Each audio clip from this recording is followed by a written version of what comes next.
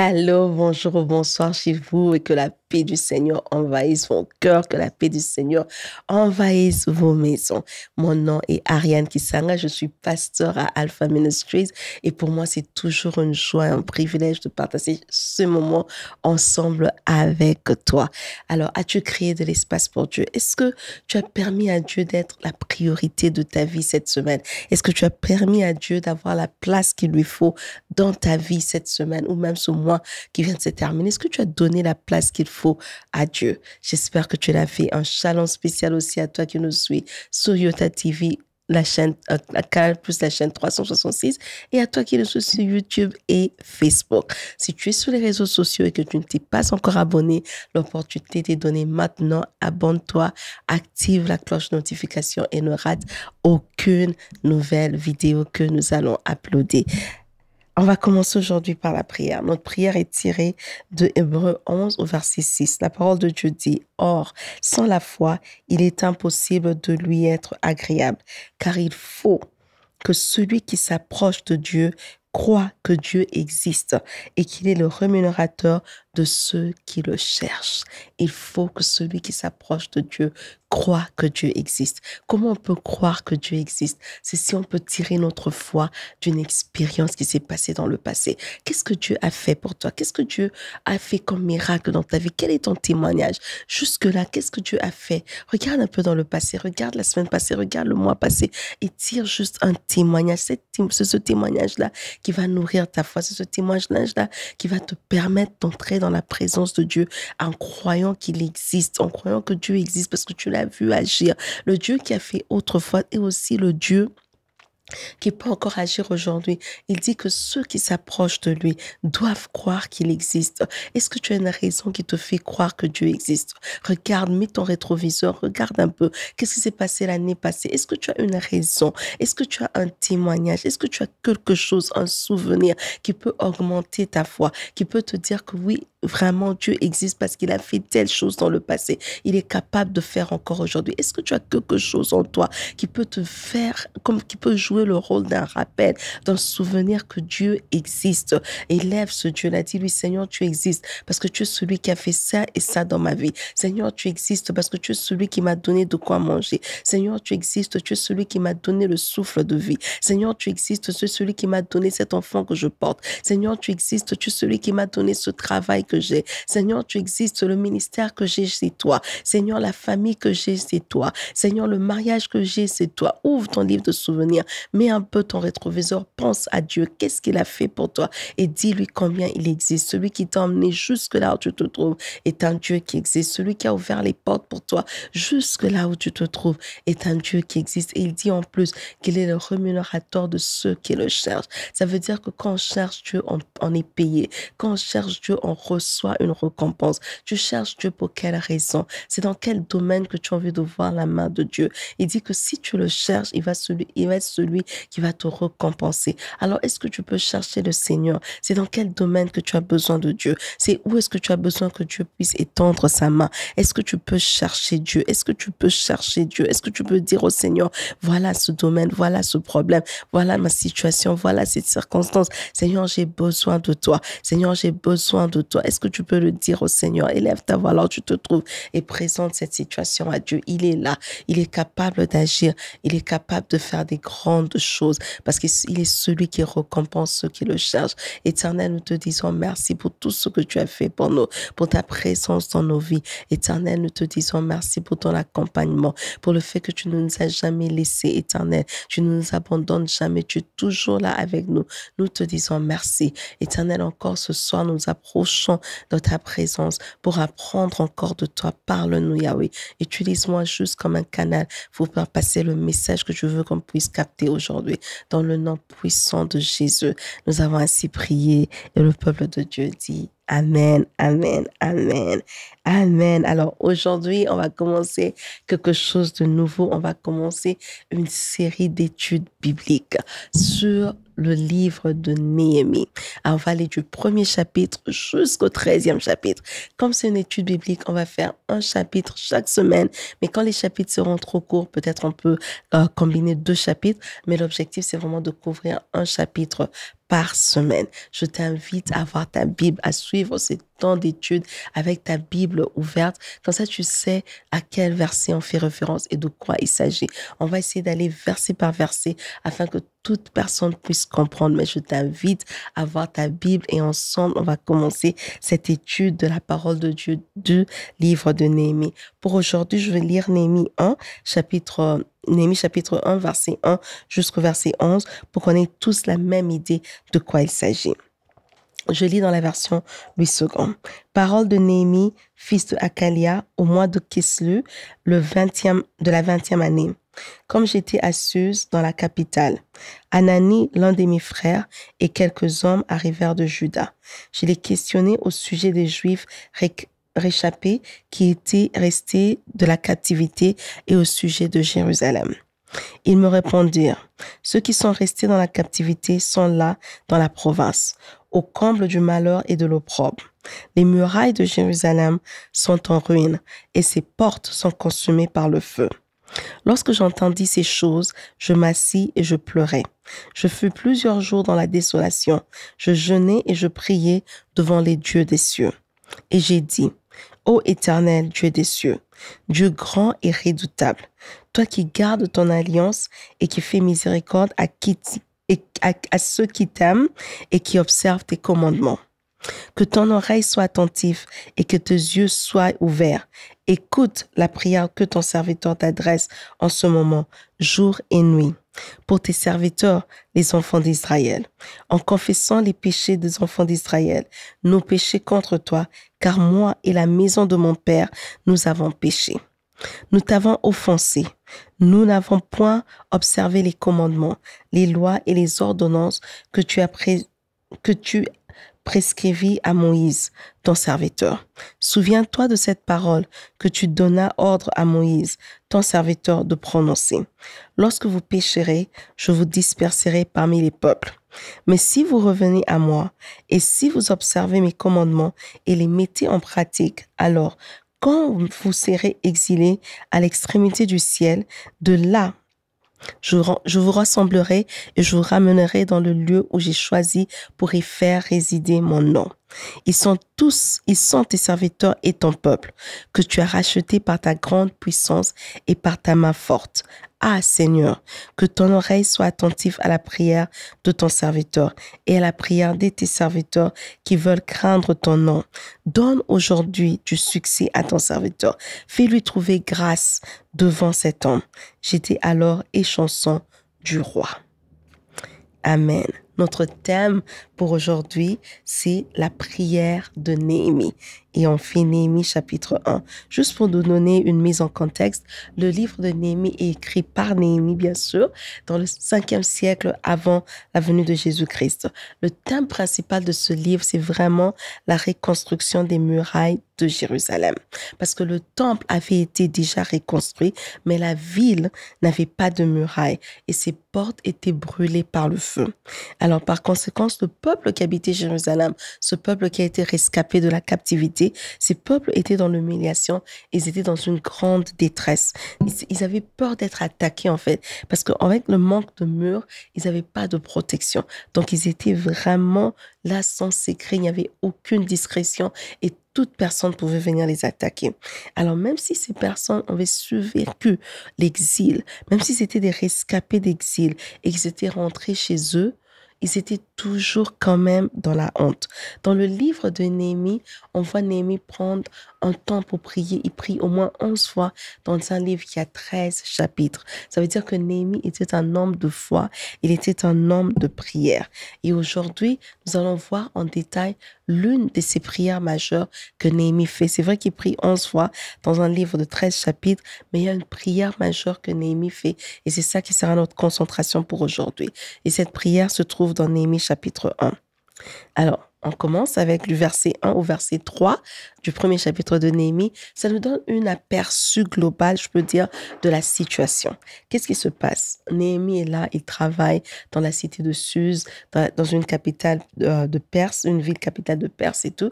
Et ses frères viennent, son frère Anani et d'autres personnes.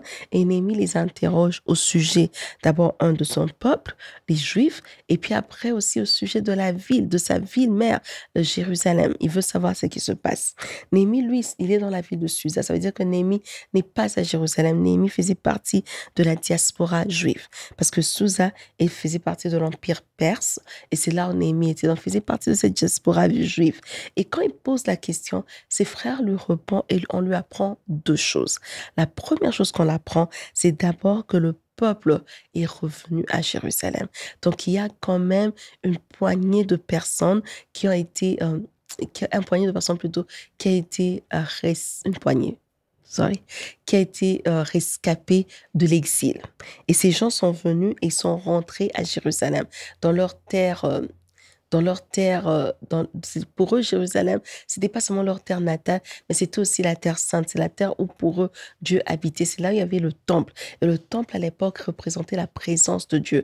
Donc, pour eux, retourner à Jérusalem était plus que juste faire un retour vers une terre physique. C'est aussi faire retour à leur foi, faire retour à ce que eux connaissaient, qui était la vraie foi, un Dieu pur, aller servir Dieu. C'était un retour à la foi de servir Dieu fidèlement, suivre ses ordonnances, suivre ce que lui il avait prescrit à Moïse. Et ce petit peuple revient. Et quand ils reviennent avec cette mission de servir Dieu fidèlement selon sa loi, ils deviennent maintenant le peuple qui va faire le travail des pionniers, qui va jeter les bases pour ce qu'on va avoir plus tard comme christianisme. Donc ce peuple vient, c'est un peuple affaibli, c'est un peuple en petit nombre, mais c'est un peuple avec une mission. C'est un peuple qui vient pour accomplir quelque chose à Jérusalem. Ils veulent restaurer la religion. Ils veulent reprendre à servir Dieu, à suivre les paroles du Seigneur, parce qu'ils ont pu escaper l'exil, ils ont pu échapper à l'exil. Et on voit à partir de ces peuples qu'en fait, Dieu ne se soucie pas du nombre. C'est pas parce que vous êtes à 100 000 que nécessairement Dieu est là. Dans ce petit nombre, plus tard, on a la religion, le christianisme, qui est maintenant répandu partout au monde. Pour Dieu, c'est la qualité, la pureté du cœur et pas vraiment le nombre qui est là. Et Dieu va utiliser ce nombre ici pour atteindre ses objectifs là où il veut aller. Et Esdras et Néhémie étaient au courant. Ces deux individus qui étaient au courant de la mission de ce nombre des gens, de ces rescapés d'exil et ce qu'ils avaient à faire.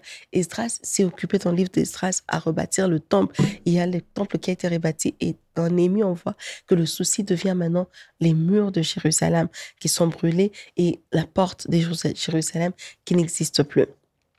Et ces deux personnes ensemble, les commentateurs, très souvent, quand ils travaillent dessus, ils travaillent comme si c'était seulement un seul livre, Esdras et Néhémie, parce que c'est les deux personnes qui ont compris la vision que Dieu avait pour ce peuple qui a échappé de l'exil.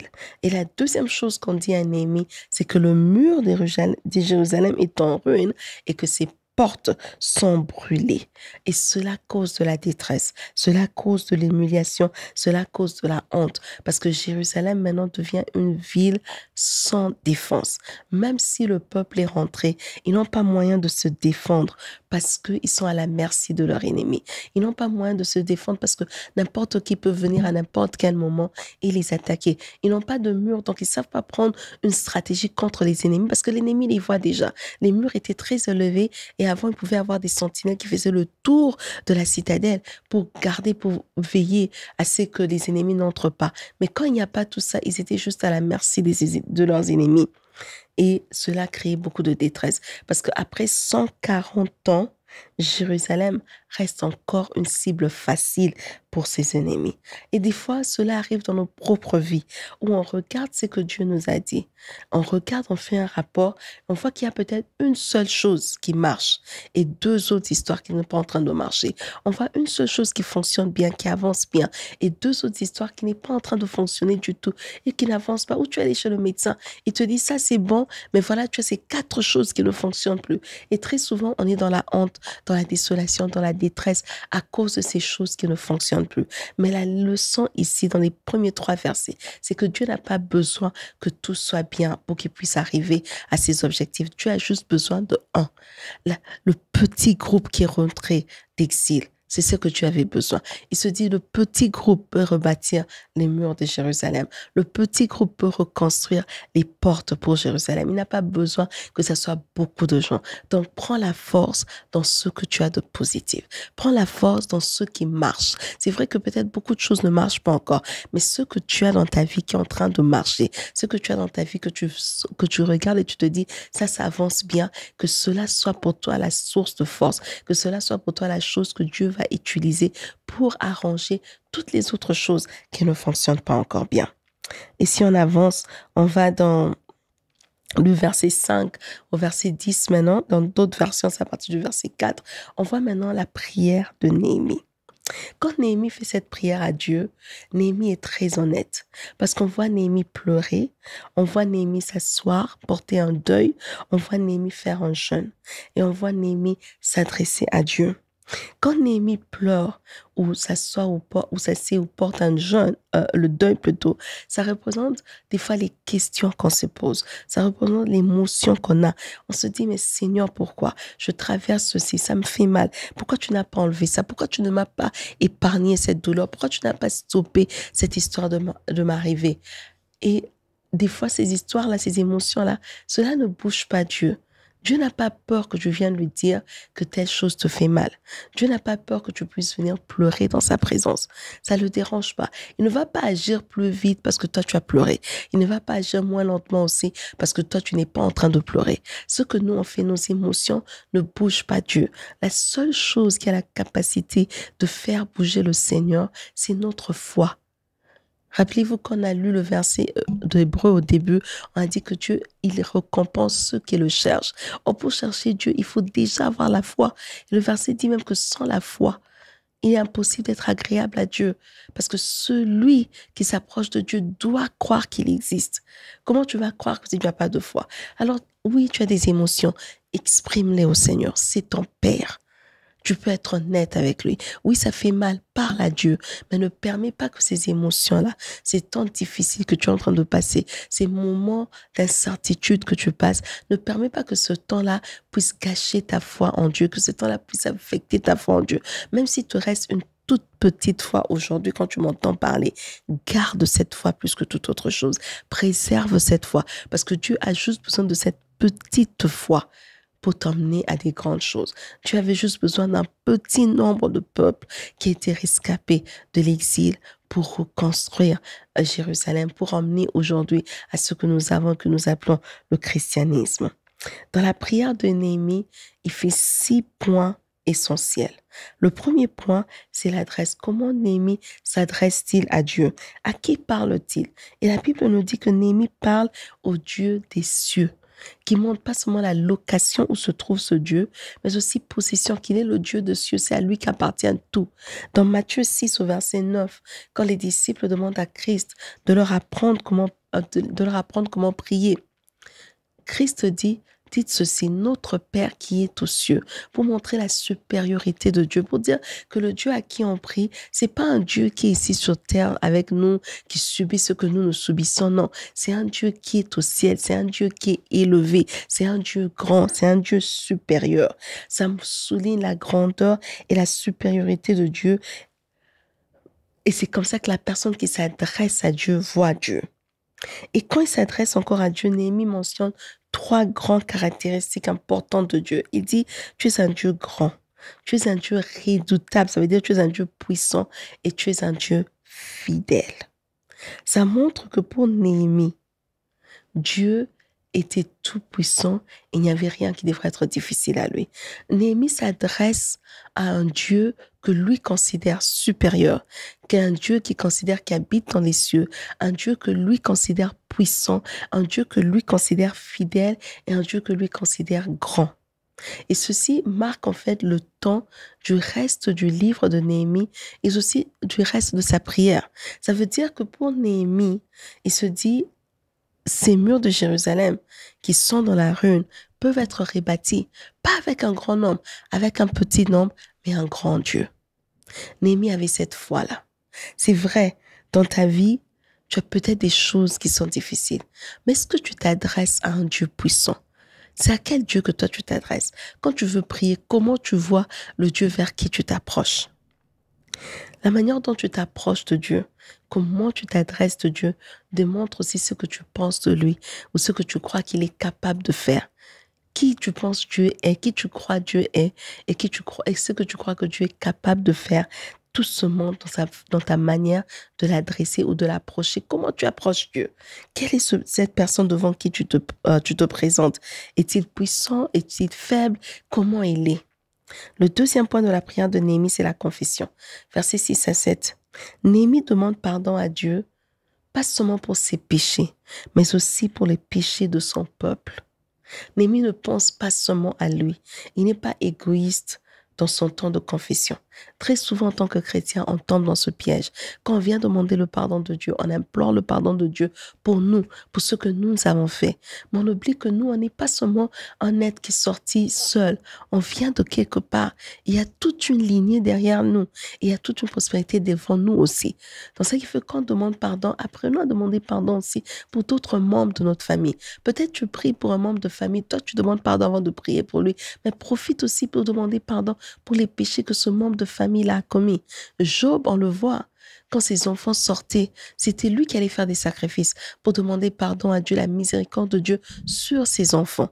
Et c'est une très bonne habitude de demander au Seigneur de pardonner pas seulement tes péchés, mais aussi les péchés des générations avant toi, les péchés de ton peuple, le péché de tes parents, les péchés de tes pères. C'est bien de demander à Dieu le pardon pour tout le monde. Au verset 8 au 9, on voit le troisième point de la prière de Néhémie, c'est le rappel. Néhémie rappelle à Dieu ses promesses. Parce que Néhémie était au courant de ce qui se passait. Néhémie savait que Dieu ne parle pas en vain. Quand il prononce quelque chose, quand il sort un mot, c'est pour qu'il veille à ce que sa parole s'accomplisse. Ésaïe chapitre 55, verset 11 nous dit que sa parole ne revient pas sans effet. Quand Dieu envoie sa parole, quand Dieu libère sa parole, cette parole ne revient pas à Dieu sans effet. Alors quand tu traverses des pressions spirituelles, quand tu traverses des temps difficiles, fais un effort de t'accrocher et de te rappeler des promesses de Dieu. Qu'est-ce que Dieu t'avait dit pour ta vie? Qu'est-ce que Dieu t'avait dit pour les situations autour de toi? Qu'est-ce que Dieu t'a dit pour la situation de ton frère, de ta sœur? Pour ce travail, quelles sont les promesses de Dieu? Accroche-toi à ça et dis au Seigneur, tu ne libères pas ta parole en vain. Quand tu libères ta parole, c'est parce que tu veux qu'elle puisse s'accomplir. Le quatrième point de la prière de Néhémie, c'est l'identité. Au verset 10, Néhémie rappelle à Dieu que ces Israélites qui sont là sont ses serviteurs et son peuple, que lui, le Seigneur, a racheté. Que ce peuple qui vient de rentrer d'exil, c'est un peuple qui appartient à Dieu. Néhémie rappelle cela à Dieu et dit, écoute, tu dois agir, tu dois faire quelque chose, parce que ceux-ci sont ton peuple et ce sont tes serviteurs. Est-ce que toi, tu connais ta relation avec Dieu? Ou même, quelle est ta relation avec Dieu? Quand tu veux qu'il fasse quelque chose pour toi, quand tu entres à un moment de prière, est-ce que tu sais qui tu es? Quelle est ton identité en Christ? Est-ce que tu sais si tu es racheté de Dieu ou pas? Parce que la relation avec Dieu détermine beaucoup de choses. Dieu, quand tu es en relation avec lui, ça détermine pourquoi il doit même t'écouter. Matthieu 7, verset 11 nous dit que le Père donne des bonnes choses. Mais il donne des bonnes choses à qui? Il donne des bonnes choses à ses enfants, à ceux avec qui il est en relation. Donc, il faut connaître ton identité et ta relation avec Christ. Si tu n'as pas encore de relation avec lui, le temps est maintenant de donner ta vie au Seigneur et de faire de Dieu ton Père. Cela te donnera un plein droit quand tu es dans des situations difficiles de l'invoquer en tant que Père. Le cinquième point, on voit Néhémie faire un deuxième rappel à Dieu. Le premier rappel, c'était rappeler Dieu pour ses promesses. Le deuxième rappel, c'est qu'il dit à Dieu, ce peuple que tu vois là, c'est un peuple dans lequel tu t'es investi. Tu as investi de ta force, tu as investi de ta puissance pour les racheter. Ça veut dire que si ce peuple est dans la honte, Seigneur, toi aussi, tu es dans la honte. Et quand Néhémie fait ce rappel à Dieu, c'est une forme de gratitude.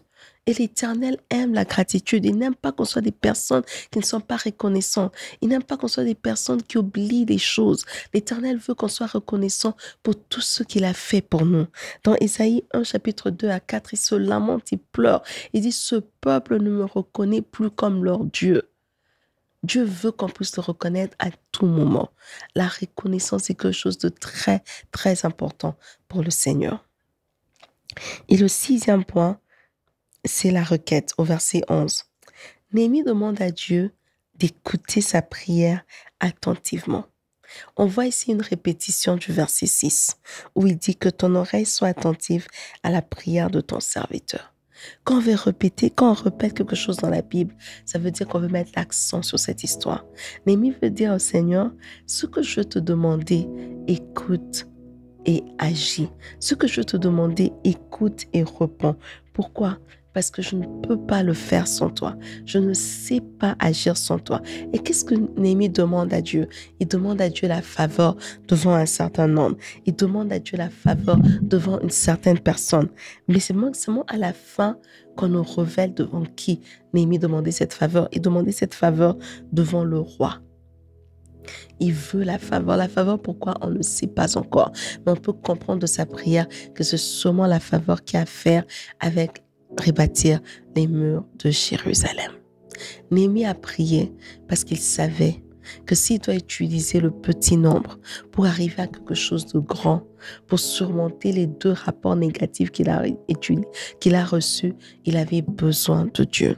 Néhémie a prié parce qu'il savait que sans le Dieu grand, puissant et fidèle, il ne pourra arriver à rien.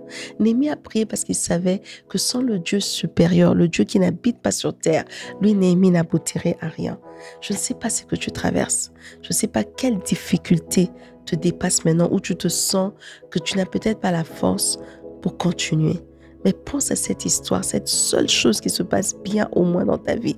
Cela peut être ton mariage, ça peut être tes enfants, ça peut être tes petits-enfants, ça peut être ta santé. Choisis une seule chose et présente au Seigneur le reste. Fais comme Néhémie.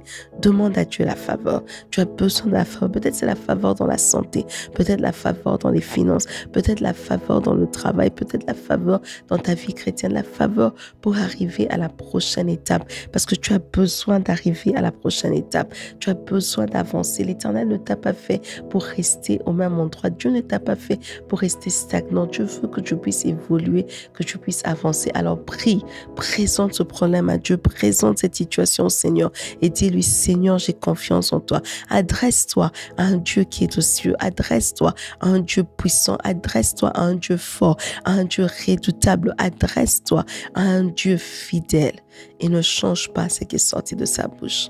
Rappelle-lui ses promesses. Il est fidèle. Yahweh, nous te disons merci pour ce moment. Merci Seigneur parce que tu es celui qui se tient derrière sa parole pour voir s'accomplir. Merci Yahweh parce que les promesses que tu nous as faites, nous allons voir chacune d'elles s'accomplir dans nos vies. Éternel, nous te disons merci. Nous élevons ton sang, non Yahweh. Au nom puissant de Jésus, nous avons ainsi prié. Amen, amen, amen. Alors, faute de temps, aujourd'hui, on va s'arrêter là pour le chapitre 1. La semaine prochaine, quand on va commencer le chapitre 2, on va finir les leçons que nous avons tirées du chapitre 1 et puis on va commencer le chapitre 2. Merci d'avoir pris ce temps pour suivre l'émission. Si tu as suivi sur Nyota TV avec Canal+, la chaîne 366, je t'invite à dire à ton voisin, dire à ta voisine que la semaine prochaine sur Nyota TV, il y aura encore une autre émission avec Alpha Ministries. Si tu as suivi sur les réseaux sociaux, créer de l'espace pour Dieu, c'est aussi nous suivre, s'abonner, laisser un commentaire et aimer les vidéos sur nos différentes plateformes de réseaux sociaux. Jusqu'à ce qu'on se voit la semaine prochaine, rappelle-toi de toujours créer de l'espace pour Dieu.